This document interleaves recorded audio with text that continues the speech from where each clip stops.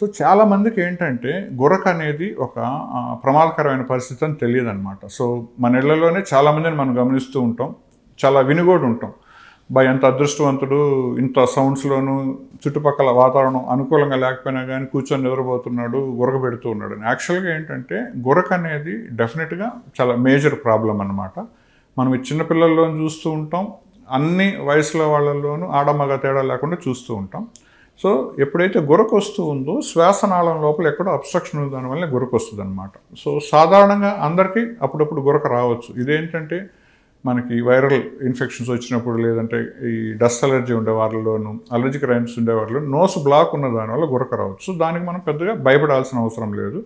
దానికి సంబంధించిన ట్రీట్మెంట్ తీసుకున్నప్పుడు ఆ గురక తగ్గిపోద్ది అనమాట. అలా కాకుండా ఊబకాయంతో ఉండేవాళ్ళు, విపరీతంగా గురక తీసేవాళ్ళు, అలానే నిద్రపోతూ పోతూ మధ్యలో అట్లా ఉలిక్కిపడి నిద్రలో లేసేవాళ్ళు, చోకింగ్ అంటాం. అలా మార్నింగ్ లేసాక ఒక 7-8 అవర్స్ పడుకున్నా కానీ మార్నింగ్ లేసాక వీళ్ళల్లో ఏ రకమైన ఫ్రెష్నెస్ లేకపోగా అసలు సరిగ్గా నిద్రపోలేదన్న ఫీలింగు, ఏ పని లేకుండా బ్రేక్ఫాస్ట్ చేసి గమ్మున కూర్చున్నప్పుడు ఐడియల్గా ఉన్నప్పుడు తెలియకుండా అలా కూర్చొని నిద్రపోవడం, ఈ లక్షణాలు కానీ ఉంటే మాత్రం అది తప్పనిసరిగా ఒక డిసీజ్గానే పరిగణించాలి. సో అది చాలా ఇబ్బందికరమైన డిసీజ్ అనమాట. దాన్ని మనం అబ్స్ట్రక్టివ్ స్లీప్ యాప్ని అంటాం. ఇప్పుడు మనం చెప్పిన లక్షణాలన్నీ దానికి సంబంధించినవి.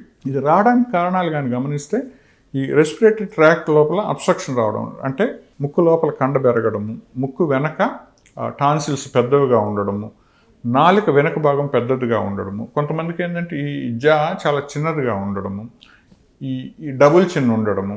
సో ఒబిసిటీతో ఉండే వాళ్ళల్లో ఈ అబ్స్ట్రక్షన్ వచ్చిన దానివల్ల ఈ గురక అనేది చాలా సర్వసాధారణంగా మనం చూస్తూ ఉంటాం. సో ఇక్కడ ముఖ్యంగా గుర్తుపెట్టుకోవాల్సింది ఏంటంటే ప్రతిసారి వీళ్ళు నిద్రపోయినప్పుడల్లా చాలాసార్లు ఆ శ్వాసనాళాల దగ్గరకు వచ్చేసి ప్రాపర్గా ఆక్సిజన్ లోపలికి పోనీయకుండా చేస్తాయి. అంటే మనకి ఏదైతే మనం ఆక్సిజన్ లోపలికి తీసుకొని రక్తాన్ని శుద్ధి చేసి కార్బన్ డైఆక్సైడ్ అయ్యి బయటకు వచ్చే ప్రక్రియ ఉంటుందో అది వీళ్ళలో చాలా డిస్టర్బ్ అయిపోతుంది అనమాట.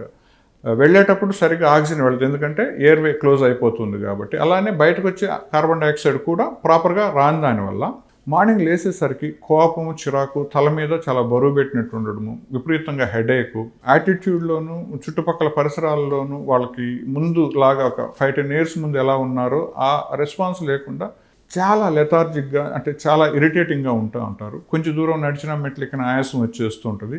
వీళ్ళలో చాలామందిలో మనం గమనిస్తే అంతకుముందు వరకు వీళ్ళకి బీపీ, హైపర్ టెన్షన్ ఏముండవు, కానీ ఇప్పుడు డెవలప్ అయి ఉంటాయి. అలానే మనం మిగతా టెస్టులని చేసి చూసినప్పుడు చిన్న వయసులోనే బీపీ రావడం, చిన్న వయసులోనే డయాబెటీస్ రావడానికి కూడా ఈ అబ్స్ట్రక్టివ్ స్లీప్ యాప్ని, ఒబేసిటీ చాలా ముఖ్యమైన కారణం. వీటికన్నిటికీ ఏంటంటే గురక వల్ల శ్వాసనాళం మూసుకుపోయి ఆక్సిజన్ లోపలికి సరిగ్గా వెళ్ళని దానివల్ల, రక్తంలోని ఆక్సిజన్ కంటెంట్ తక్కువ అయిపోయిన దానివల్ల శరీరంలో ప్రతి ఆర్గాను తక్కువ ఆక్సిజన్ ఎఫెక్ట్కి గురయ్యి స్లోగా కాంప్లికేషన్స్ రావడం బిగిన్ అవుతూ ఉంటుంది. సో ఇది ఉందా లేదో తెలుసుకునే దానికి ఏంటంటే చేసే పరీక్షనే మనం స్లీప్ స్టడీ అంటాం. అంటే మన వాడుక భాషలో సైంటిఫిక్ టర్మ్ వచ్చి పాలిసోమ్నోగ్రఫీ. దీంట్లో ఏంటంటే మనం నిద్రపోయినప్పుడు రాత్రి 10 నుంచి ఉదయం 6 గంటల వరకు ఈసీజీ తీయడానికి అలాంటి చిన్న లీడ్స్ పెడతారు. అలా కొన్ని తల దగ్గర, కొన్ని ముక్కు దగ్గర చేతికి ఆక్సిజన్ టెస్ట్ చేసే పరికరం పెడతారు. అది పెట్టుకొని నిద్రపోతున్నప్పుడు మన నిద్ర ప్రక్రియ ఎలా జరుగుతుంది, ఎన్నిసార్లు గురక వచ్చినప్పుడు గాలి ట్యూబ్ ఎన్నిసార్లు దగ్గరకు వచ్చింది, ఎన్నిసార్లు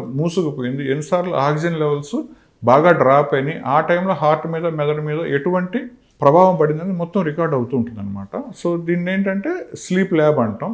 ఈ స్లీప్ ల్యాబ్లో ఏంటంటే ఒక టెక్నీషియన్ మన మొత్తం గమనిస్తూ ఉంటాడు. సో దీన్ని 2 రకాలుగా చేసుకోవచ్చు అనమాట. ఒకటి ఏంటంటే ఇన్ హౌస్ హాస్పిటల్లో ఈ స్లీప్ ల్యాబ్లో పడుకోవడం, 2 హోమ్ స్లీప్ స్టడీ టెస్టింగ్ అనేది ఉంటుంది, అది కూడా చేసుకోవచ్చు. ఎప్పుడైతే యాప్నియాస్ శ్వాస తీసుకోవడంలో బాగా ఇబ్బంది వచ్చేసి ఈ శ్వాసనాళాలు మూసుకుపోతుంది, దాన్ని యాప్నియా అంటాం. మూసుకుపోయినంత దగ్గరకు వచ్చిన దాన్ని హైపాప్నియా అంటాం. ఇది గంటకు ఎన్నిసార్లు జరుగుతుందనే దాన్ని బట్టి ఎంత సివియర్గా ఉంది ప్రాబ్లం, మైల్డా, మోడరేటా, సివియరా. సో ఒకసారి ఈ టెస్ట్ అయిపోయాక వీళ్ళని గ్రేడింగ్ చేసినప్పుడు మైల్డ్, మోడరేట్, సివియర్లో ఉన్నప్పుడు, సివియర్ వస్తే మాత్రం తప్పనిసరిగా సిపాప్ అనే పరికరం వీళ్ళు రోజు నిద్రపోయేటప్పుడు వాడుకోవాలి.